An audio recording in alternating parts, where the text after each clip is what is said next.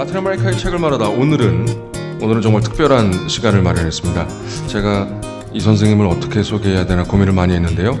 라틴 아메리카 지역학의 명인, 현인, 현자, 어떤 분들은 이렇게 얘기하시는 분도 있었습니다. 라틴 아메리카 지역학의 알파이자 오메가이다. 저런 이미 짐작하신 분들도 있으실 것 같은데 저희가 김원호 선생님을 모시고 오늘 이야기를 해보겠습니다. 선생님, 안녕하세요. 네, 안녕하세요. 예, 저희가 보통 시작할 때 자기소개를 잠깐 해달라 이런 말씀 드리는데 사실 아시는 분은 다 아실 것이고 소개가 별로 필요가 없는 그 분이라 네, 과분한 말씀입니다. 네. 어떻게 시작할지 잠깐 고민이 되는데요.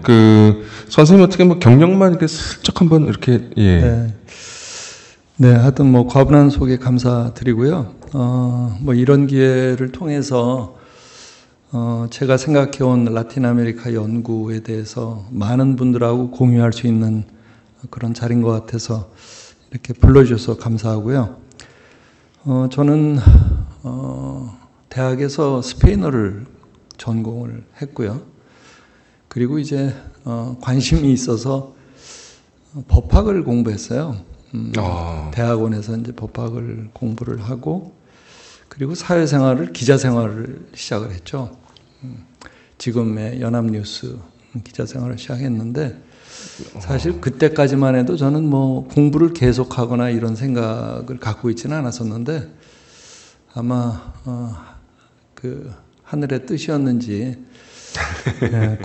국비유학 시험이라는 게 생기면서 거기에 이제 중남미 지역학이 들어가서 기자 생활을 하다가 시험을 봤어요. 그렇게 해서 제가 그러셨구나. 이제 유학을 가게 됐고, 그래서 미국의 텍사스 어스틴에서 중남미 지역학을 공부를 했고, 그리고 이제 제가 논문을 쓰던 것이 멕시코의 경제개혁을 연구를 하는 게 주제여서 멕시코 현지에 필드 리서치를 하러 원래는 한 3개월 필드 리서치를 하러 간 거였는데 갔다가 거기 베이스로 삼고 있던 대학 측하고 얘기가 또 잘 돼서 2년 반 정도 논문 쓰는 과정을 그 대학 교수 생활을 하면서 하게 됐죠. 그래서 제가 멕시코 시티로 텍사스에서 이사를 하게 됐죠.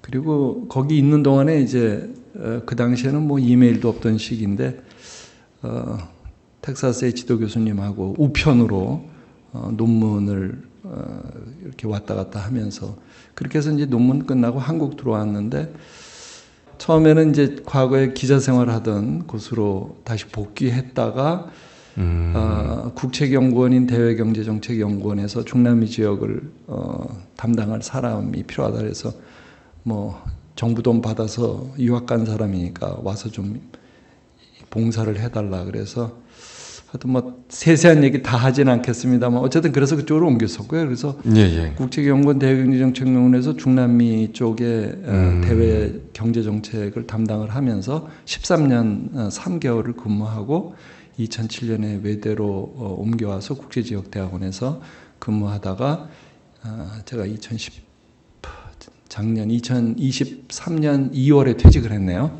네, 그렇습니다.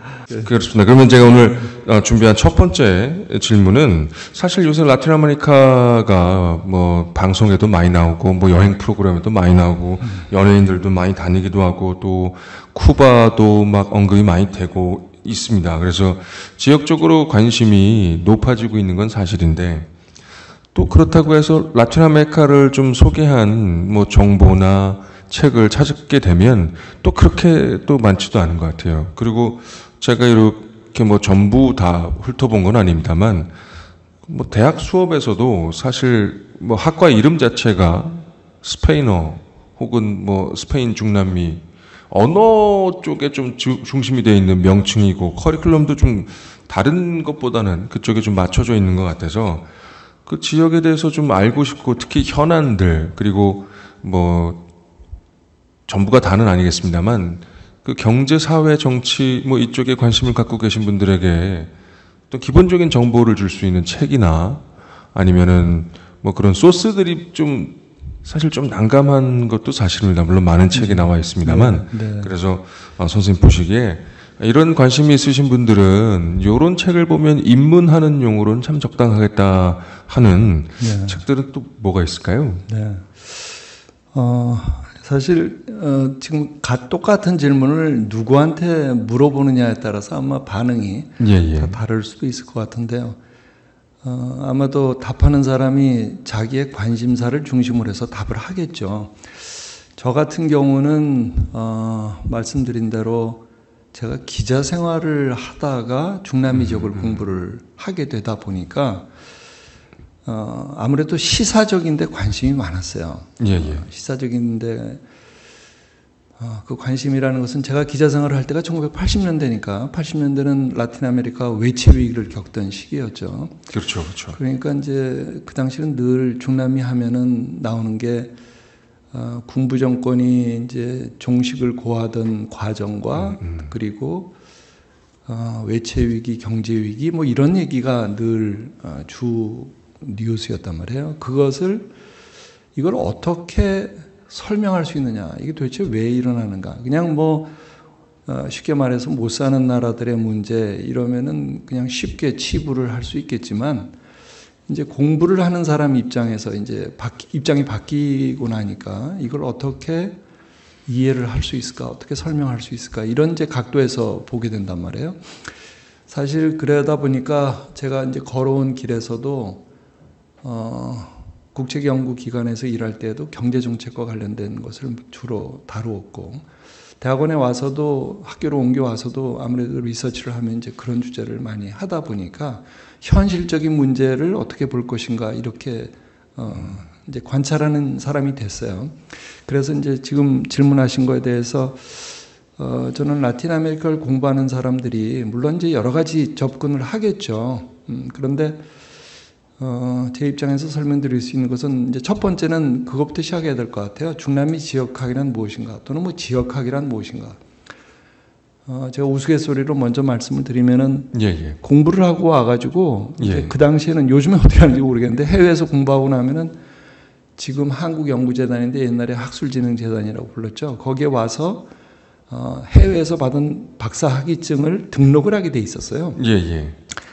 등록을 하러 갔더니 이제 거기에 전공 분야를 기존에 있는 리스트에서 그죠. 골라서 체크를 하라고 그러는데 지역학이라는 게 없었거든요. 그 당시에는. 그 당시에는 없었어요. 그래서 제가 한참 설명을 하니까 그러면 정치학에서 국제정치라고 하면 되겠네요. 이렇게 해가지고 그냥 체크를 해버리더라고요. 이게 굉장히 애매한 건데 왜냐하면 우리가 지역학이라면 그런 그 기존의 학문 영역들이 이제 종합적인 우리가 학제간 연구라고 보통 부르잖아요. interdisciplinary study인데 그렇죠. 이제 그런 게 없던 분류 체제를 갖고 있던 시절이니까 제가 이 말씀을 지금 드리는 것은 지역학이라는 건 첫 번째로는 interdisciplinary study다. 그러니까 학제간 연구다. 그렇죠. 그럼 다시 말하면 정치학도 아니고 경제학도 아니고 사회학도 아니고 그 모든 학문의 기존 연구 그 질문들 갖고 있던 시각들을 모두 녹여내서 이해를 해야 하는 지역 문제, 그 지역 문제를 기존 학문들을 총동원해서 해석해내는 것이 지역학인 거라고 말씀드릴 수 있거든요. 뭐 예를 들어서 아주 쉽게 말씀드려서 우리가 보통 이제 해외 여행을 가서 어떤 이제 문제를 뭐 중국이든 뭐 유럽이든 이제 마찬가지인데 우리와 다른 것을 보는 순간 사람들이 보통 생각을 하면 이게 우리하고 다르다. 우리는 이런데 왜 쟤네들은 저래? 그래서 부정적인 것들은 우리보다 못하네 이런 식으로 본다든가 또는 긍정적인 것들은 참 우리보다 좋네 이런 식으로 좋고 나쁘고 또는 이제 그런 판단을 하기가 쉽거든요. 그게 우리를 중심으로 보기 때문에 그런단 말이에요. 그게 이제 우리 학문적으로 ethnocentric 한 어프로치다 이렇게 얘기를 하는데 ethnocentric 자기 중심주의로 본다는 그런 거죠. 그렇죠. 그런데 지역학을 하는 사람은 이제 제가 늘 우리 학생들한테도 얘기를 하곤 했지만 이러한 에트노센트릭한 입장을 버리지 않으면 그 지역을 이해할 수 없다라는 거죠. 그러니까 우리 시각에서 해석을 하는 게 아니라 현지의 시각, 그게 이제 바로 쉽게 말하면 현지 컨텍스트인데 현지에서 왜 그러한 현상까지 왔는가 이거를 이해하려는 노력을 하지 않으면 그러면 우리는 그냥 우리를 기준으로 보면서 좋다 나쁘다 또는 뭐 이런 식으로만 본단 말이죠. 우리가 여행하면서 아주 가장 많이 부딪히는 문제입니다. 그게 이제 그래서 그러면 이제 현지 컨텍스트를 알아야 된다는 건데 그래서 지역의 출발점은요. 지역학의 출발점은 일단 그러면 각 나라가 다르니까 다른 것을 이해하는 출발점은 역사입니다. 역사. 그렇죠. 예, 역사. 그래서 뭐 중남미를 연구하든 유럽을 연구하든 뭐 중국을 연구하든 한국을 연구하든 마찬가지고 다른 나라를 연구할 때는 첫 번째는 그 나라 역사를 공부를 해야 되고요. 제가 뭐 역사와 관련해서 어떤 책을 읽어라라고 추천 특별히 뭐 하지는 않겠습니다만 그냥 가장 쉽게 정리된 책이 이제 제가 이제 영문으로 된 것을 주로 말씀을 드리게 될 텐데 죄송합니다만 아무래도 제가 많이 접근한 것이 영문으로 된 것들을 많이 접근을 했고 물론 스페인어로나 된 현지 언어로 된 것들도 많이 있습니다만 아무래도 연구가 활발하고 연구 펀딩이 잘 돼 있는 쪽이 아무래도 서방 지역이다 보니까 제가 영문으로 된 책들을 많이 추천합니다만 또 펀딩이 많이 되면 또 좋은 결과물이 나옵니다. 그렇죠. 네. 뭐 라틴 아메리카 학자들도 예컨대 미국이나 영국이나 이 유럽의 펀딩을 받아서 글을 또 많이 쓰고 그러니까요. 그래서 역사와 관련돼서는 전 가장 이제 흔한 책인데 우리나라에서 한국어로도 번역이 됐고요.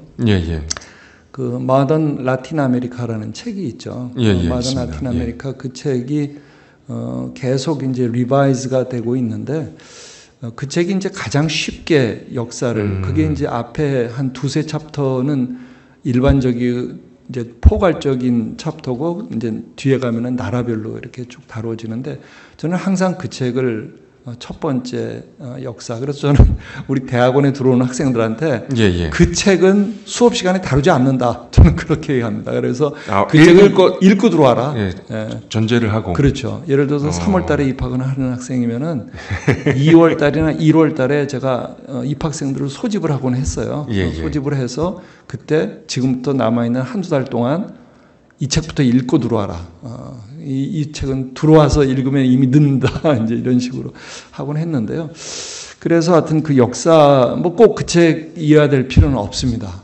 무슨 책이든 일단 중남미에 관심 있는 분이라면 뭐 학부생이든 대학원생이든 일반 사회인이든 중남미 역사를 어떻게든 먼저 공부를 하면 그러면 이제 역사를 이해한다는 것은 역사를 공부한다는 것은 서로 다르게 그 사회가 만들어진 과정을 보는 것이기 때문에 이제 우리하고 다 다른 걸 보겠죠. 완전히 처음에 그 원주민 시대에 대한 내용도 들어갈 거고 그 다음에 이제 신대륙 발견 때부터 뭐 발견이라고 표현하는 것이 그렇게 좋은 표현은 아니더라도 어쨌든 컬럼버스 이후의 역사, 식민지 역사, 독립 후 이렇게 쭉 그 과정을 보면은 일단 지역을 공부할 준비가 됐다. 저는 그렇게 말할 수가 있고요.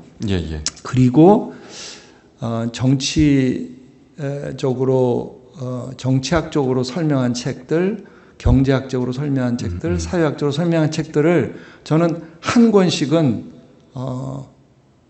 자기가 관심이 다른 분야에 있더라도 기본적인 정치 입문서, 라틴 아메리카에 대한 정치, 경제, 사회 이런 건 하나씩은 읽어야 된다고 저는 생각을 해요.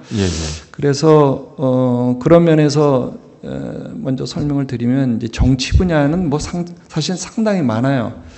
옛날에 그 오래된 전통적인 중남미 현지 컨텍스트를 이해하는 사람으로서 잘 쓴 책은 예, 예. 이제 하워드 위아더라는 사람이 있어요. 예, 예. 이 하워드 위아더라는 사람이 쓴 중남미 정치가 있고 또 게리 위니아라고 하는 사람이 뭐 사람이 아니라 다 교수들인데 예, 교수가 쓴 중남미 정치가 있는데 이런 책들은 대개 1980년대, 90년대에 인기가 있었던 책이고요. 예, 예.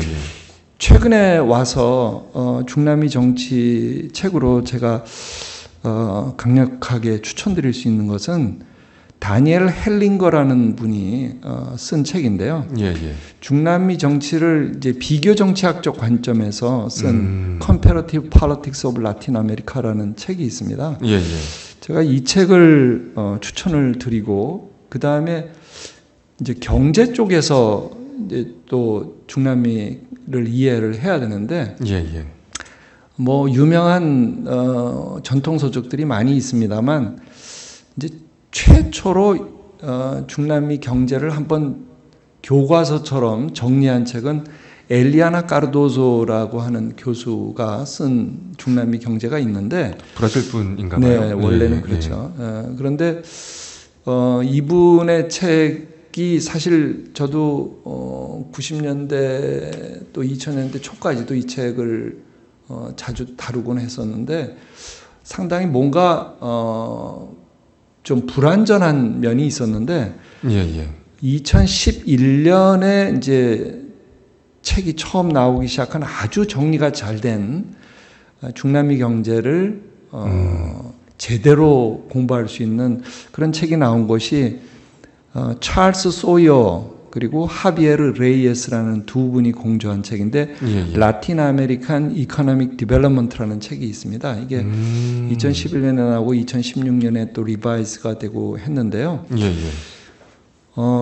사실은 뭐 경제책은 또 경제를 정책 분야별로 공부하고 싶은 분들은 또 패트리스 프랑코라는 분이 쓴 책인데 Puzzle of Latin American Economic Development라는 책도 있고요. 예, 예. 뭐 다양합니다만 일단 저는 기본적으로 읽어야 될 책으로는 방금 말씀드렸던 찰스 소여와 하비에르 레이에스가 공저한 라틴 아메리칸 이코노믹 디벨롭먼트라는 책을 권합니다. 이게 이제 지역학 공부하시는 분들은 저희 대학원생도 그랬습니다만 원래 학부 때 예, 예. 어학을 공부했던 분들이 대부분이에요. 예, 예. 뭐 다는 아니어도 하여튼 절반은 넘어요. 대부분. 그러다 보니까 이 사회과학 쪽을 이해하는 능력이라든가 이런 것이 이제 훈련이 잘 안 돼 있는 거죠. 그런 분들한테 저는 방금 소개해드렸던 이 라틴 아메리카 경제 발전이라는 이코노믹 디벨롭먼트 이 책이 예, 예. 경제학적인 기본 지식도 갖추도록 도와주면서 그러면서 중남미 경제를 이해하도록 하는 좋은 책이라고 생각해요. 물론 책을 읽다 보면 예, 예. 아무래도 그 시각이 뭐랄까요? 보수 경제학적인 시각에서 쓴 부분이 많이 있긴 해요. 예, 이제 예. 그런 걸 감안하고 읽으시면은 도움이 많이 되겠죠. 그 다음에 사회학적인 측면의 책들은 예, 예. 사실 저 자신이 사회학적으로 전공한 사람이 아니다 보니까 예, 예. 제가 어떤 책을 이렇게 딱 추천하기보다는 사회는 이따 또 뭐 기회 있으면 말씀드리겠습니다만 중남미 사회가 예, 예. 아주 빠르게 변하고 있습니다. 그래서 저는 사회학적인 측면에서의 중남미 경제 이해는 뭐 국내에서도 한국 교수님들이 쓰신 책들도 있고 다양하게 여러분들이 접하고 가능한 한 최근에 발간된 중남미 사회에 대한 책을 읽으시는 것이 저는 그 지름길이지 않겠나. 다시 말하지만 중남미 사회는 정치 경제보다는 훨씬 더 빠르게 변하고 있다. 이렇게 저는 말씀드릴 수 있다고 생각을 합니다. 예, 사실은 제가 이제 그 기초, 그 다음에 이제 네, 입문, 네. 그 다음에 네. 고급, 뭐 이렇게 단계별로 나가려고 했는데 한 번에 쭉 말씀해 주셔서 그러면은 제가 처음부터 이렇게 약간 하나씩 좀 선생님 말씀 들으면서 그렇다면 지역학이라는 게 얼마 전에 또 파묘라는 영화가 굉장히 히트를 했었는데요. 그 이제 무당 얘기거든요. 네. 접신하는 거 비슷하게 그 지역의 사람들의 정서에 접근해서 그 사람들의 눈으로 먼저 보고 이제 그 다음에 이제 분석이나 해설은 또 자기 시각이나 또 뭐 미국 뭐 영미권 시각이나 사실 뭐 다양한 시각을 가질 수 있을 것 같은데요.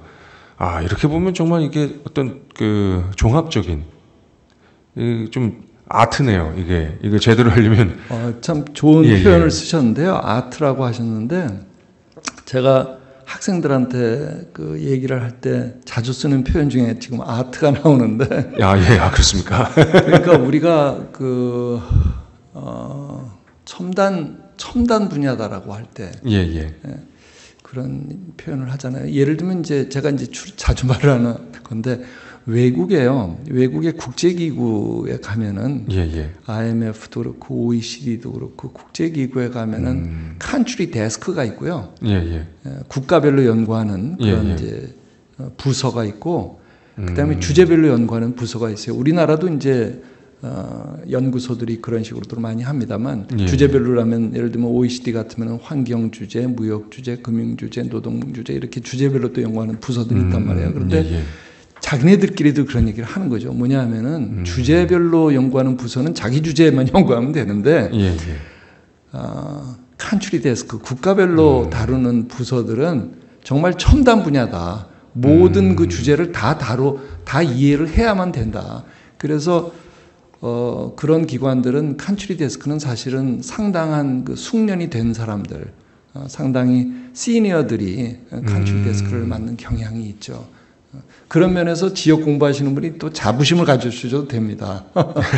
우리는 여러분들이 주제별 하시는 분들을 예를 들면 얘기하면 여러분들이 하는 것들을 다 이해를 하고 공부를 하고서 이 지역을 공부한다. 이렇게 자부심을 가지셔도 좋아요.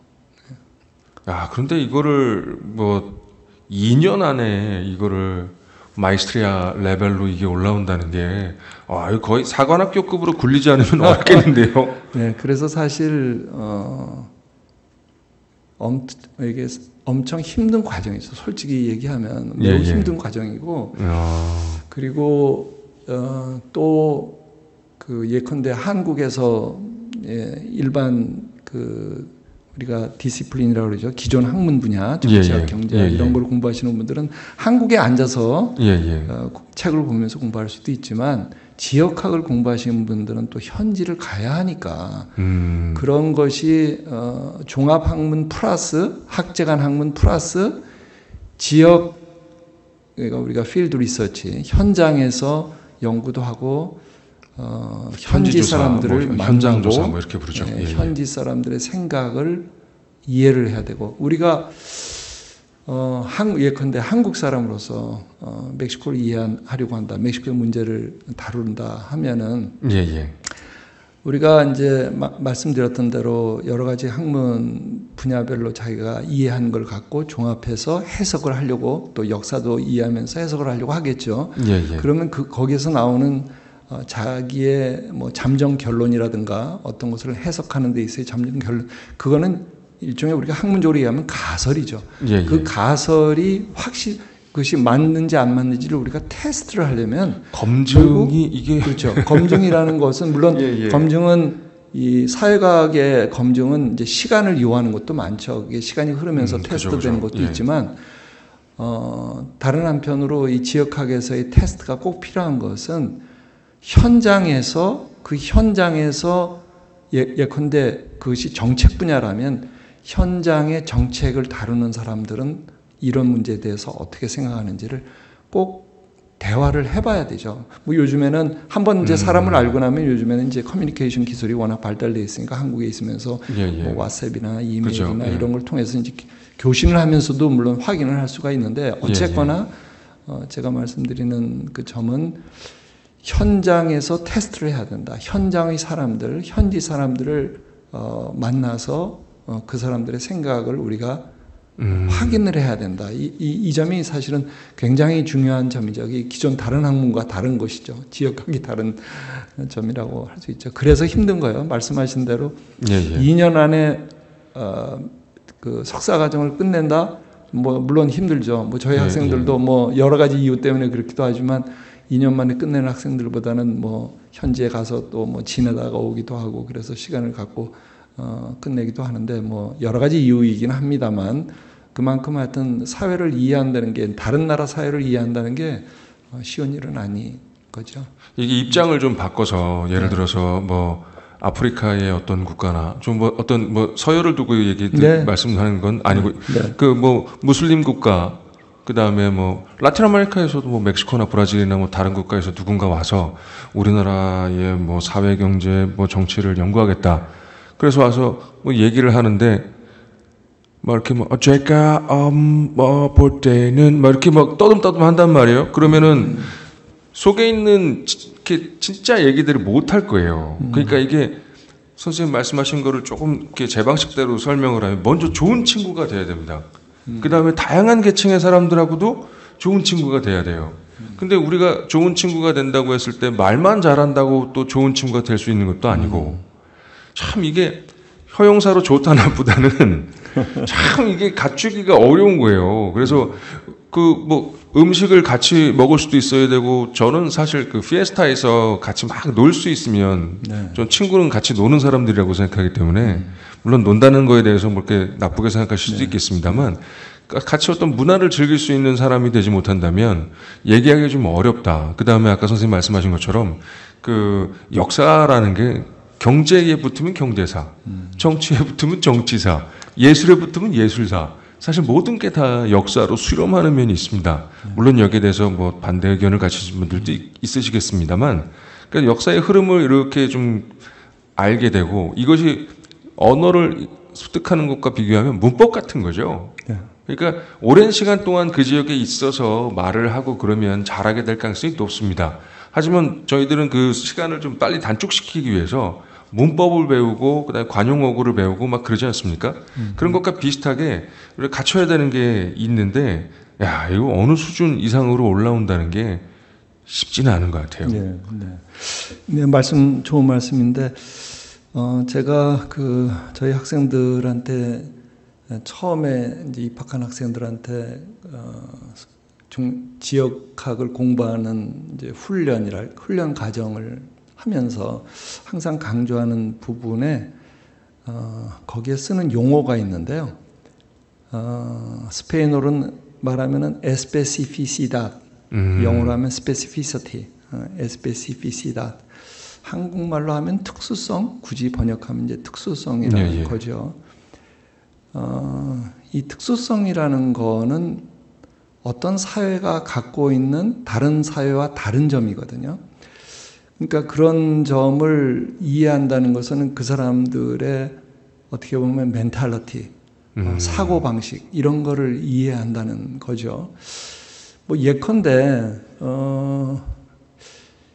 이게 이제 여러분들이 한번 저는 뭐 이걸 정당화시키려는 건 아닌데 예컨대 이제 중국을 방문했다고 쳐봐요. 중국이 지금 시진핑 체제에서 장기 집권을 하고 과거에 한동안 개방을 했던 것들을 상당 부분 또 폐쇄하고 하면서 그리고 장기 독재 체제로 간다. 뭐 이런 거를 한번 이제 보면서 그것을 우리 시각에서 보면은 이게 독재다. 또는 너무 통제를 한다. 사람들 사실 많이 통제를 하죠. 그런데 그게 이제 우리 사회와 다른 거란 말이에요. 그런데 이게 뭐 제가 다시 제3 강조합니다만 뭐 중국의 정치를 제가 합리화하려는 게 아니라 그 사람들의 사고방식 속으로 들어가 보는 거예요. 그 사람들은 이거를 어떻게 생각하고 있을까? 또 이제 저 같은 경우에 제가 이제 70년대 학번인데 우리가 70년대 대학을 다닐 때 우리 한국의 정치를 한번 생각해 보면 그때가 이제 박정희 대통령 시절이고 그 당시에 지금 보면 이제 장기 독재죠. 그런데도 우리는 그 당시 교육을 받고 또 생각을 하면서 그 당시를 나름 정당화시키고 합리화시키는 그 논리에 우리는 숙달되어 있었어요. 그러니까 중국을 우리가 지금 본다 그러면 우리의 시각에서 보면은 중국에 대해서 우리는 이제 민주주의 관점에서 보면서 여러 가지로 비판적으로 볼 수가 있을 텐데 그 사람들은 그 사람들의 시각에서 현지의 시각 이렇게 보면 이게 완전히 다른 해석이 나온다는 거죠. 그리고 또 뭐 국토, 인구 뭐 이런 거 저런 거를 다 따지면 그 사람들은 나름대로의 생존법, 사고방식 이제 이런 게 있다는 거죠. 그래서 뭐 아까도 말씀을 드렸습니다만 지역을 이해할 때 뭐 또 다른 예를 뭐 또 하나 드려보면 중남미 사회가 아직도 뭐 우리가 그 이원화된 사회다, 뭐 듀얼 소사이어티, 뭐 이중 구조의 사회, 뭐 이런 얘기를 많이 하잖아요. 그것은 이제 지배계층과 피지배계층이라고 우리가 둘로 나눠서 얘기한다면 이분법으로 한다면 이제 쉽게 지배계층, 피지배계층 뭐 이렇게 얘기할 수가 있는데 그런 것들이 가져오는 그런 사회의 그런 문화, 우리 한국은 우리가 모르는 사이에 우리 한국은 굉장히 뭐랄까요?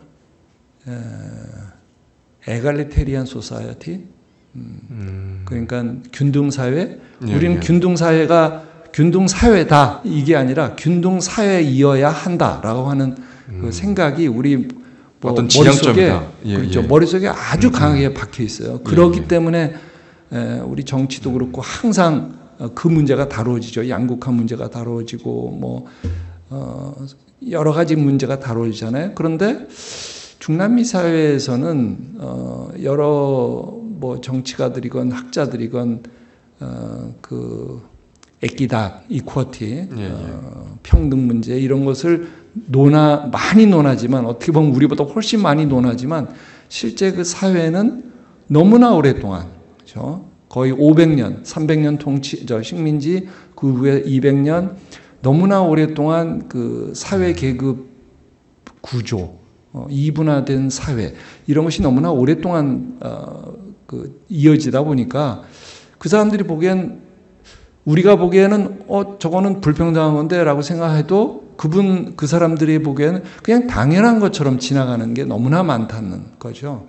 뭐 정부가 어떤 지역 개발을 할 때 어디에 돈을 쓸 것이냐라는 것을 정할 때 우선적으로 투자가 되는 것이 지배계층 사람들이 사는 지역. 간혹 문제가 생기고 뭐 반란 비슷한 시위가 일어나고 그러면은 이제 피지배계층 사는 쪽에 뭔가 자원이 투입이 되고 하지만 이제 그런 식으로 그 사회에 그 장기간 깔려 있는 사고 방식, 그런 사회 구조 이런 것을 우리가 이해하지 않으면 지역을 뭐 연구하고 하는 그 출발점부터 갖추어지지가 않은 거다 이렇게 뭐 얘기를 하는 거죠. 네, 그 중남미의 불평등 문제를 한번 놓고 보면은 우리가 불평등 사회에서 뭐 비교적 평등 사회로 이동한다 그러면 거기에 가장 중요한 게 이제 사회적 유동성이죠. 사람들이 예를 들어서 저소득층에서 가난한 빈곤층에서 중산계급이 되고 뭐 이러한 그 변화, 그게 이제 사회적 유동성. 그리고 그거는 이제 뭐 단순히 소득의 수준만을 얘기하는 것이 아니라 사회 신분의 상승 같은 것까지 이제 포함하는 건데, 그러한 변화들이 일어나려면 아까 처음에 언급한 것 같은 그 이중구조의 사회 자체가 변해야 되는 거죠. 사람들의 머릿속에 이중구조라는 생각이 지배층과 피지배층이라는 그런 인식이 변해야 되는데, 우리가 이제 그것과 관련한 이론들이 많이 있잖아요. 이론들 중에 이제 예를 들어서 근대화 이론을 한번 얘기를 해보면은요, 뭐 이게 학문적인 얘기를 너무 깊이 하는지 모르겠지만, 우리가 근대화 이론의 출발점을 한번 회상해 보면요. 근대화 이론은 원래 그 원조 성장론이라는 거에서 출발을 했어요. 원조 성장론은 뭐냐면 원조를 주면 우리가 한번 일제 식민지로부터 해방됐을 때를 한번 생각을 해보시고 또 한국 전쟁 이후를 생각을 해보시면 이제 외국으로부터 이렇게 원조를 많이 받으면 그러면 원조를 받아서 먹고 살게 되면 그 사회가 점차 경제적으로 안정이 되면서 사회 안정, 정치 안정을 이룰 것이다라고 생각하는 것이 이제 원조 성장론이에요. 그리고 발전할 것이다 이런 생각인데 우리가 이제 지금도 눈으로 많이 보고 있지만 원조를 많이 받는 나라가 성장한 경우는 많지 않아요. 거의 없다고 봐도 과언이 아니죠. 뭐 한국이 2차 세계대전 이후에 원조를 받았던 나라 중에서 유일하게 원조를 주는 나라로 성장했다고 얘기를 하는데 그러면 우리는 거기서 뭘 봐야 되냐면 원조 내용이 무엇이었는지를 봐야 돼요. 제가 드리는 이 말씀은 근대화 이론의 출발점에서 원조 성장론이 있었는데 원조를 해서 국가들이 안정을 찾고 성장하지 못하더라라는 반성을 하면서 그 다음에 등장한 것이 이제 근대화 이론이란 말이에요. 이제 근대화 이론은 산업이 발전하면서부터 경제 성장의 물꼬가 트이기 시작한다. 그래서 이제 가장 유명한 근대화 이론의 학자가 월트 로스토우라는 교수죠. 로스토우 교수가 5단계 경제 성장론을 이제 밝히고 한국이 그중 5단계 성장론을 가장 잘 따라서 발전한 나라로 이렇게 얘기가 되고 있어요. 제가 어려서 공부할 때도 5단계 성장론을 교과서에서 많이 배웠고 그리고 오늘까지도 근대화 이론에서 5단계 성장론대로 잘 발전한 나라 그러면 한국을 이제 많이 설명을 해요. 그런데 그러면 한국뿐만 아니라 다른 나라들도 이런 성장을 경험해야 돼요. 왜 한국만 5단계 성장론이 잘 맞아 들어간 나라냐 하는 것이죠. 그래서 이 근대화 이론의 이론 중에 5단계 성장론이 갖고 있는 문제가 무엇이냐 이런 것을 집중적으로 다루어서 결국 이런 이론을 수정한 것이 알렉산더 거셴크론이 주장한 이론이죠. 그분의 주장은 국가별로 발전하는 데에 독특한 특성이 다 나라마다 다르다. 그분이 Substitute of Development라는 개념을 도입을 하는데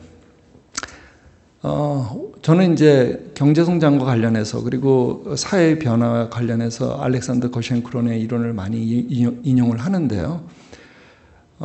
각 나라가 갖고 있는 독특한 그 나라의 제도적인 특성이라든가 이런 것들 그리고 후진국으로서 가질 수 있는 이점 그게 이제 뭐 영어로 advantage of backwardness인데 후발국이기 때문에 오히려 이롭다. 왜냐하면 앞선 국가들이 겪었던 시행착오를 다 보고 그 시행착오를 피해 갈 수 있다. 뭐 이런 것을 후진국으로서의 이점이다. advantage of backwardness라는 이제 개념을 쓰곤 하는데 자 이런 것들이 이제 국가마다 이제 다 다른 경험을 하면서 출발하는 것이죠.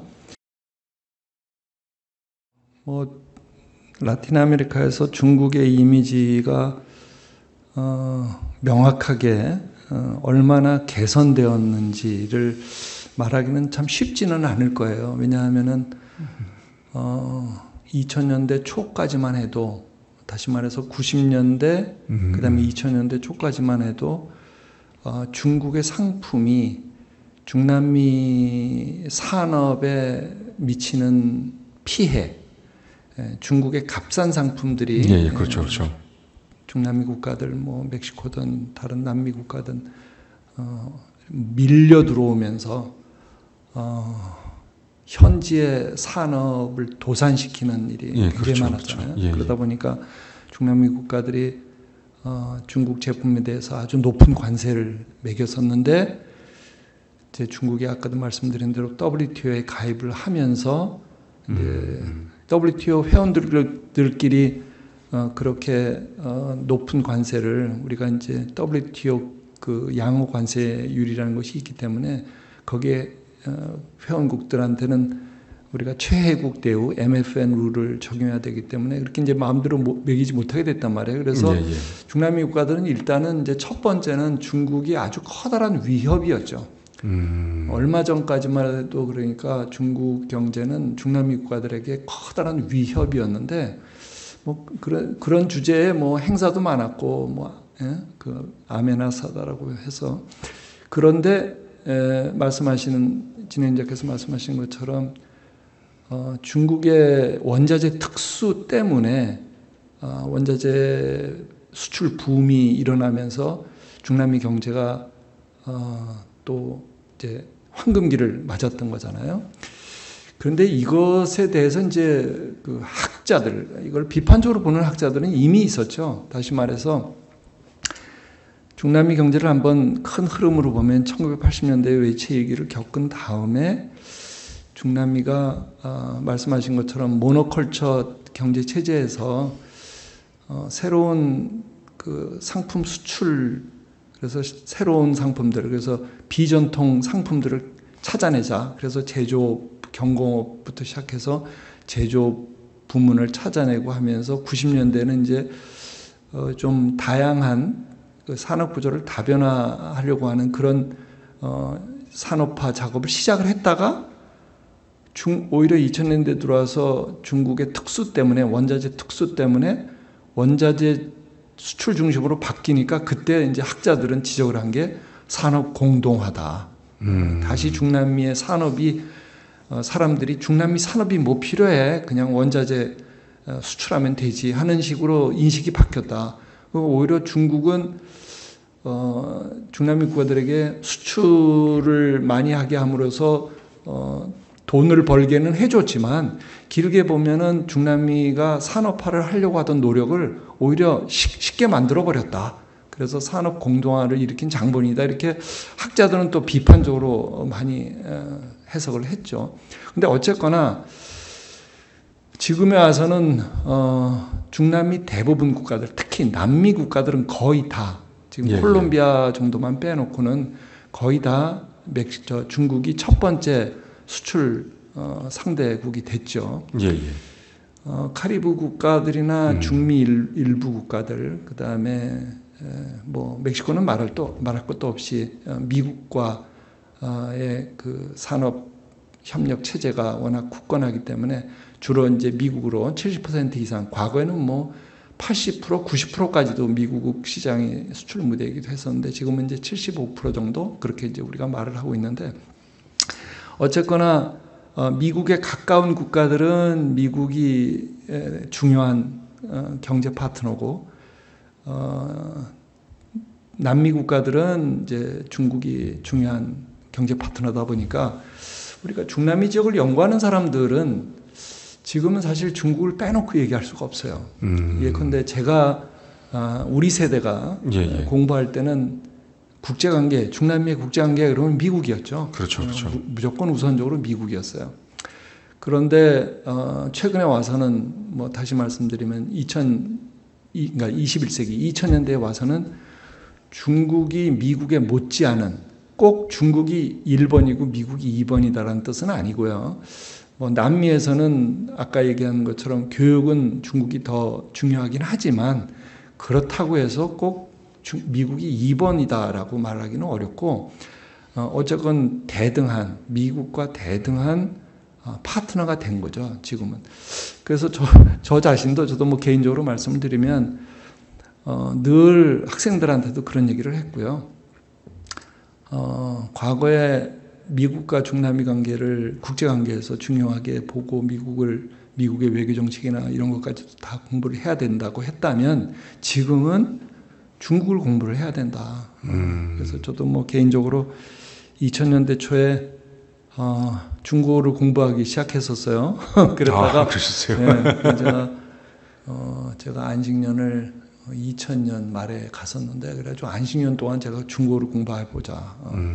이게 세계가 막 변하는 것 같다. 그랬다가 또 이게 잘 실행이 안 돼요. 그래서 제가 퇴직하고 나서 지금 중국어와 중국어를 공부하고 중국을 열심히 다니고 있죠. 요즘에 이제 중국 대학들하고 중남미에 관심이 있는 중국 대학들하고 제가 많이 일을 하고 있는데, 그러니까 이제 그 국제 관계에서 중국을 빼고는 볼 수 없다라는 건데, 제가 그것과 관련해서 얘기가 나온 김에 그 책을 하나 좀 소개를 해드리고 싶은데, 아마도 이제 이런 얘기를 하면 이게 경제 통상만의 문제가 아니라 지정학적인 문제에서도 미국과 중남미 관계 또는 중국과 중남미 관계 이런 걸 보아야 되지 않냐라는 생각을 많이 할 거예요. 그래서 그런 점에서 제가 책 한 권을 추천을 드린다면은 이게 이제 스페인어로도 나왔고 영어로도 나온 책이에요. 스페인어로 El no alineamiento activo y América Latina라는 제목으로 2021년에 발간된 책인데요. 이게 이제 영어로도 그 Active Non-Alignment, 그러니까 적극적 비동맹, 적극적 비동맹과 라틴 아메리카라는 주제로 쓴 책인데, 이 책은 이제 세 분이 공저한 책이에요. 카를로스 포르틴, 호르헤 하이네, 카를로스 오미나미라는 세 분이 편집을 하고 공저한 책인데, 사실 여기 이 책을 보시면은 이게 이제 최근에 나온 거니까 2021년에 나온 책이고 하니까 이 책이 주장하는 게 뭐냐면요. 이게 바로 지금 우리가 얘기한 것 같이 미국과 중국을 놓고 중남미는 어떠한 입장을 취할 것인가 하는 그런 의문에서 출발한 책이에요. 그런 문제의식에서 출발한 책인데, 이 책의 답은 뭐냐면 우린 그러니까 중립이라는 게 비동맹이다. 어느 쪽에도 붙지 않는다. 그런데 이 어느 쪽에도 붙지 않는다는 말이 뜻하는 게 뭐냐면요. 필요할 때는 미국, 또 필요할 때는 중국이다, 이런 뜻입니다. 그래서 이 책하고 제가 상당히 재밌는 이제 경험을 했는데, 한 번은 멕시코의 과거에 이제 통산부의, 그러니까 경제부죠. 멕시코 경제부에서 높은 직위에도 있었던 분이 이제 퇴직을 해가지고 이베로아메리카나 대학의 교수로 있는 분이 있는데, 그분을 제가 한번 우리 학생들을 위해서 특강에 한번 모셨댔어요. 그런데 이분이 이 책을 언급하지 않았는데 얘기하는 게 다 이 얘기예요, 결국. 그게 무슨 얘기냐면, 이제 무슨 주제로 우리가 그 특강을 했냐면 니어쇼어링을 주제로 했어요. 니어쇼어링 뭐 잘 아시겠지만 많은 미국 기업들이 뭐 예를 들면 중국에 가서 투자를 하다가 최근에 와서는 인접국 뭐 멕시코로 투자를 하고 뭐 이런 걸 우리가 니어쇼어링이라고 하잖아요. 바로 니어쇼어링을 얘기를 하면서 그분의 주장은 지금은 우리에게 기회가 와 있다. 와 있는데 이 기회는 미국의 니어쇼어링 정책과 잘 해보는 거다, 이거죠. 지금 우리가 이 대화를 하는 이 시간이 지금 5월 23일인데요. 23일. 며칠 안 있으면 6월 2일 날 멕시코에서 선거가 있잖아요. 여기 집권당 모레나 당의 후보가 클라우디아 쉐인바움, 이 후보가 물론 거의 당선될 것 같은데, 이 쉐인바움 후보가 내세우는 것도 그거잖아요.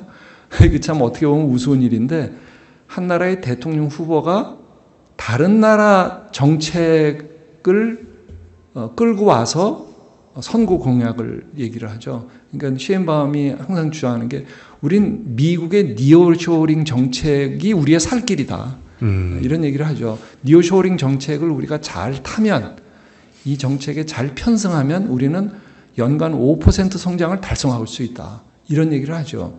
뭐 지금 미국의 니어쇼어링 정책 덕분에 멕시코로 외국 자본이 엄청 밀려 들어오다 보니까 지금 멕시코의 페소와 환율이 다 얘기해 주죠. 페소와 가치가 엄청 뛰었는데, 페소와 가치가 뛰었는데, 그런 것처럼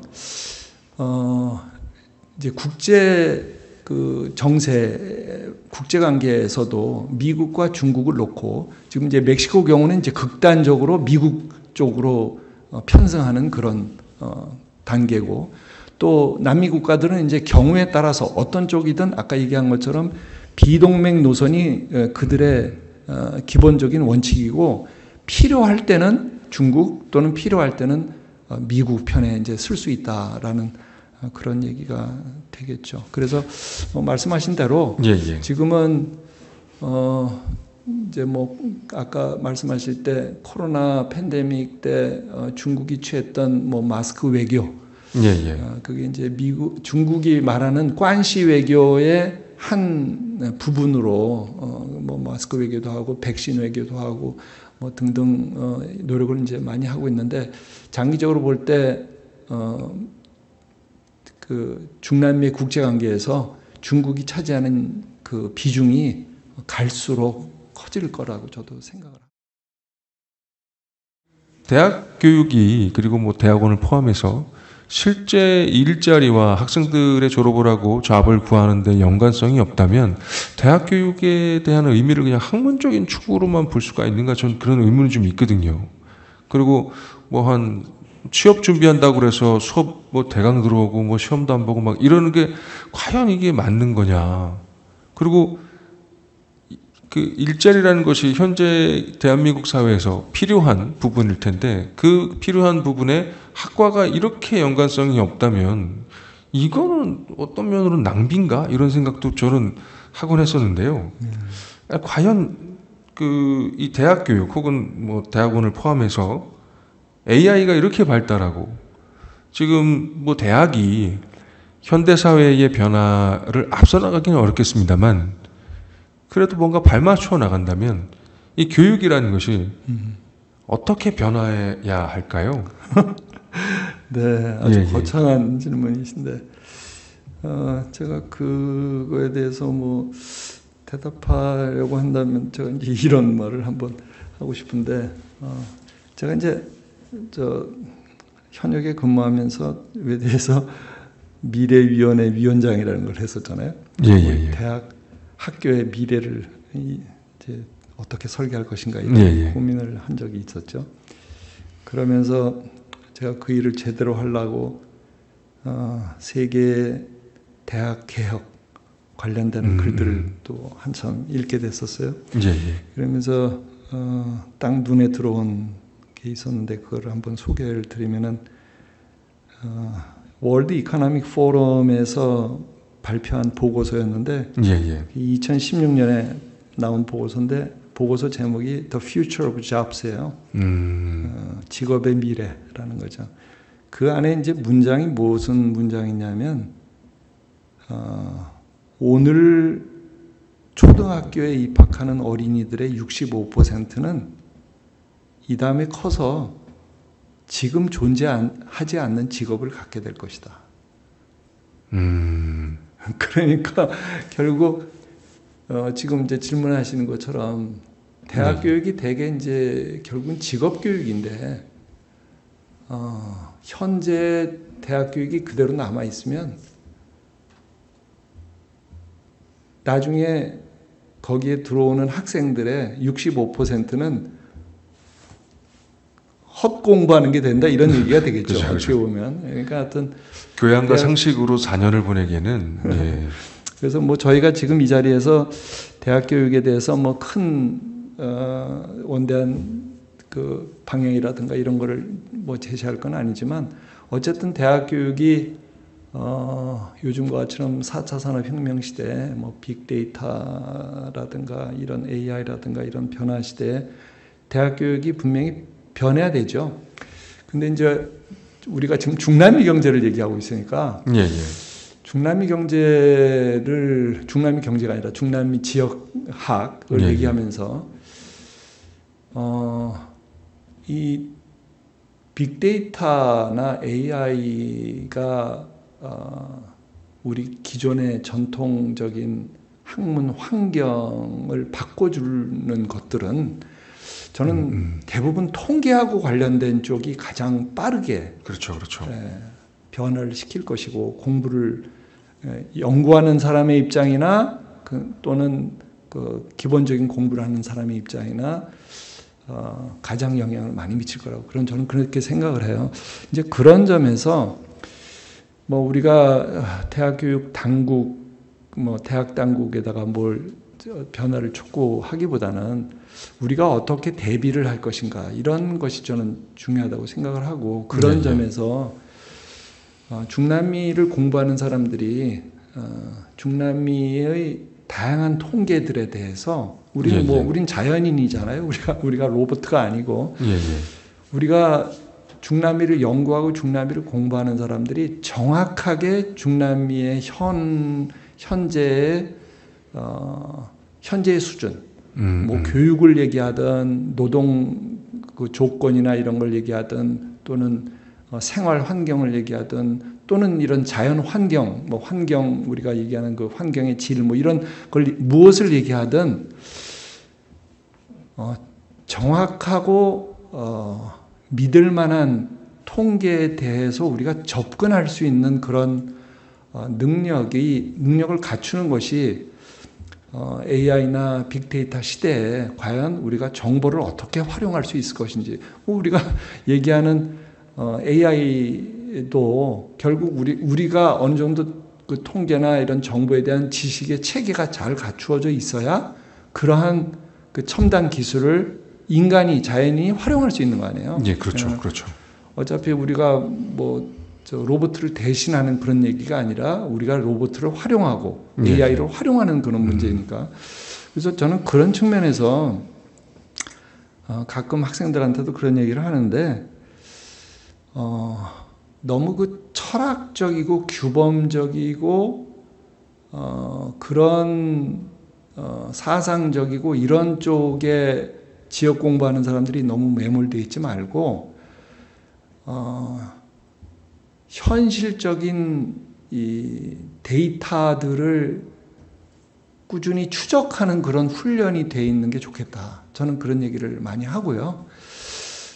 그런 점에서 제가 구체적으로 좀 소개를 드리면 저는 지금은 퇴직했잖아요. 퇴직한 마당에 우리 후속 세대들이 하고 이렇게 만나는 자리가 많지 않을 거 아니에요. 저는 그러다 보니까 제가 이제 인터넷에다가 그걸 띄웠어요. 띄워 올려놨어요. 제가 이제 홈페이지를 만든 게 있는데 홈페이지를 소개하게 되는데 원호킴.org인데 그대로 스펠링 그대로 wonhokim.org를 치고 들어가시면 거기에 이제 가이드라고 하는 메뉴가 있어요. 그 가이드 메뉴를 들어가면은 거기에 제가 중남미에 관한 통계를 공부할 수 있는 사이트들을 소개를 했어요. 그러니까 제가 이제 사실은 거기에는 중남미뿐만 아니라 이제 중남미에서 한국을 공부하는 학생들도 있고 중남미 그렇죠, 아니라 그렇죠. 세계 어디서든 한국을 공부하는 사람들도 있고 그래서 한국을 공부하는데 또는 중남미를 공부하는데 또는 세계 경제를 공부하는데 그리고 중남미에서는 대표적으로 이제 멕시코와 브라질을 공부하는데 필요한 거기는 이제 주로 경제 데이터를 어떻게 구할 것인가 하는 걸 제가 소개하는 사이트를 쭉 모아놨지만 사실은 그 안에 들어가 보시면 우리가 데이터라고 하는 것은 경제 데이터를 보통 말은 하지만 그 경제 데이터의 출발점은 거의 모든 데이터예요. 그 사회 조건 그런 것에 관한 모든 데이터이기 때문에 그런 데이터들이 어디에 어떤 것이 있고 그 데이터를 어떻게 우리가 활용할 수 있는지 예를 들면 가장 추천할 만한 게 OECD 데이터인데요. OECD 데이터는 거의 모든 분야의 데이터가 다 있어요. 아마 OECD만큼 월드뱅크나 OECD만큼 그 데이터의 축적량이 방대한 곳이 없을 텐데 그래서 그런 데이터들을 잘 알고 그 데이터들은 어떻게 해서 만들어졌는지 그런 것을 좀 이렇게 가까이 하고 그런데 좀 익숙해지시면 우리 진행자께서 말씀하시는 것처럼 AI, 빅데이터 이 시대에 대학 교육 거창한 그런 표현이 아니더라도 중남미에 관심 있는 사람들이 어떻게 이 문명의 변화 시대에 꾸준히 자기의 관심사나 자신의 경쟁력이랄까 이런 것을 유지해 갈 수 있는 그런 환경을 스스로 만들 수 있지 않을까 저는 그렇게 생각을 합니다. 예, 참고적으로 그 OECD나 월드뱅크나 IMF는요, 네. 엑셀 파일 형태로도 제공해주기 때문에 그렇죠. 다운로드도 할 수 있고. 예, 그래프로 네. 가공이 가능합니다. 그렇죠. 자, 그럼 오늘 긴 시간 말씀을 나눴는데 마지막으로 나는 이런 연구를 하는 후학들을 좀 보고 싶다. 내가 이거 하고 싶었는데 사실은 이거 매번 마음속으로만 먹고 있다가 못했고 앞으로는 이런 친구들을 좀 봤으면 좋겠다 하시는 그런 부분이 있을까요? 뭐 너무나 많죠. 너무나 많은데 예, 뭐 예. 짧은 시간 동안이라도 좀 말씀을 드리면은 우리 지역학은 글쎄요 이걸 문화적인 관점에서 지역학을 출발하는 분이라면 제가 얘기하는 것에 좀 많이 동의하지 않을지도 모르겠는데 기본적으로 저는 이제 아까도 얘기했습니다만 그 지역학의 출발점은 그 해당되는 지역, 그거는 해당되는 나라, 그 다른 나라를 이해하는 거잖아요. 이해한다는 게 뭐 좋게 봐준다 이런 뜻의 이해가 아니라 그 현실을 정확하게 볼 줄 안다 이런 거잖아요. 결국은 그렇다면은 현재 이슈를 쫓아가는 노력이 저는 필요하다고 생각을 해요. 현재의 이슈, 그러니까 과거를 연구하는 것은 아까도 얘기했지만 역사가 중요하다고 한 것은 그걸 바탕으로 하고 현재를 이해할 수 있기 때문에 역사가 중요하다고 한 것이지 과거만을 연구하는 것은 그게 최종 목적이 돼서는 최종 목적은 아니다라고 이제 얘기하는 것이죠. 그렇다면 현재의 예를 들면 아까 제가 중남미의 사회를 얘기했잖아요. 중남미의 사회도 지금 일어나고 있는 중남미 사회의 변화 이것을 설명해 낼 수 있는 그런 연구가 돼야 된다라는 것이고요. 그리고 뭐 연구는 뭐 다양하지만 특히 한국 사람이라면 한국에서 중남미와 관련된 현재의 이슈가 무엇인지 그 이슈를 쫓아가는 연구를 해야 된다고 생각을 해요. 물론 그런 것은 그런 거는 정부 기관에서나 연구하는 거 아니까 물론 거기서 당연히 연구하는데 그런 분들도 포함하는 것이긴 한데요. 학자가 이제 역사라든가 등등 그 배경적인 지식을 깔고 있는 학자라면 현재의 이슈 그거를 다른 사람보다도 누구보다도 더 정확하게 해석해낼 수 있다고 생각을 해요. 그래서 그런 점에서 현재 그 이슈가 되는 거 예를 들자 그러면 뭐 최근에 와서 우리가 쿠바하고 수교를 했다. 그럼 쿠바의 그 앞으로의 한국과 쿠바 간의 관계 어떻게 방향이 이루어질지 그럼 거기에 따르는 지금 우리가 검토해야 될 게 사실은 굉장히 많거든요. 쿠바 사회에 대해서도 연구를 해야 되고 쿠바 사회도 현재의 사회죠. 2021년 7월 11일 이후에 쿠바 사회가 어떻게 그날은 쿠바에서 혁명 이후에 처음으로 대규모 시위가 있었던 날이잖아요. 그럼 그 사회가 어떻게 변하고 있는지 또는 쿠바의 국제관계가 어떻게 변하는지 또는 현재가 아니라 지난번 트럼프가 대통령일 때 처음으로 적용했던 그 헬름스 버튼 1986년 헬름스 버튼법의 챕터 3를 앞으로 어떻게 그걸 미국은 적용해 가는지 이런 것들은 엄청나게 커다란 이슈거든요. 제가 구체적으로 말씀드리진 않겠습니다만 한국 정부가 쿠바하고 국교 수립한 외교 관계를 수립한 이후에 뭘 지금 해주려고 하는데 해주는 것이 과연 미국의 법에 저촉될 것인가 이것도 지금 검토해야 되거든요.